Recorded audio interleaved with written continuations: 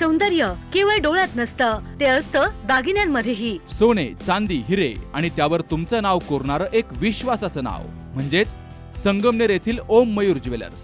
पिढ्यानपिढ्यांचा वारसा असलेले दागिने आधुनिक डिझाईन सोबत आता तुमच्या जवळ. लग्नकार्य असो, सण असो वा खास क्षण, ओम मयूर ज्वेलर्स मध्ये मिळेल प्रत्येक प्रसंगासाठी खास दागिने, खास तुमच्यासाठी. ओम मयूर ज्वेलर्स म्हणजे तुमच्या सौंदर्याचा हक्काचा दागिना. सुवर्ण बस्त्यासाठी आता कशाला नाशिक पुणे, संगमनेर मध्येच आहे आता नवनवीन दागिने. आजच भेट द्या ओम मयूर ज्वेलर्स, अशोक चौक, संगमनेर, जिल्हा अहिल्यानगर.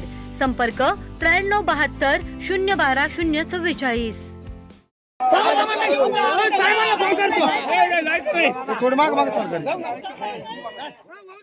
राहुरी तालुक्यामध्ये शाळेतून घरी परतणाऱ्या अल्पवयीन विद्यार्थिनीचा विनयभंग झाल्याची धक्कादायक घटना उघडकीस आली आहे.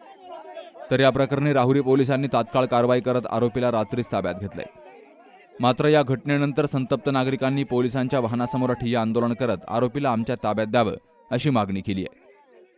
अरबाज शेख या तरुणानं शाळेतून घरी परतणाऱ्या विद्यार्थिनीचा पाठलाग करत तिला धमकावून तिच्याशी गैरवर्तन केल्याचा आरोप आहे.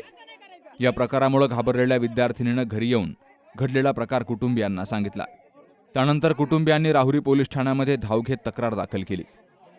या घटनेचं गांभीर्य लक्षात घेऊन राहुरी पोलिसांनी तात्काळ तपास सुरू करत आरोपीला रात्रीच ताब्यात घेतलंय. तर आरोपीला घेऊन जात असताना संतप्त नागरिकांनी पोलिसांच्या वाहनासमोर ठिय्या आंदोलन केलं. आरोपीवर कठोर कारवाई करण्याची मागणी केली गेली. यामुळे काही काळ परिसरात तणावाचं वातावरण निर्माण झालं. पोलिसांनी नागरिकांची समजूत काढत आरोपी विरोधात कायद्यानुसार कठोर कारवाई केली जाईल असं आश्वासन दिल्यावर आंदोलन मागे घेतलं गेलं. दरम्यान या घटनेमुळे ग्रामीण भागातील विद्यार्थिनींच्या सुरक्षेचा प्रश्न पुन्हा एकदा ऐरणीवर आलाय. तर दोषीला कठोर शिक्षा करण्याची मागणी नागरिकांनी केली आहे. या प्रकरणाचा पुढील तपास राहुरी पोलीस करतायत. सुहास जाधव सह शरद पाचरणे, सी न्यूज मराठी, राहुरी. दादा, अरे 7 दिवसावर आले लग्न, सगळी तयारी झाली, पण फर्निचरचं काय?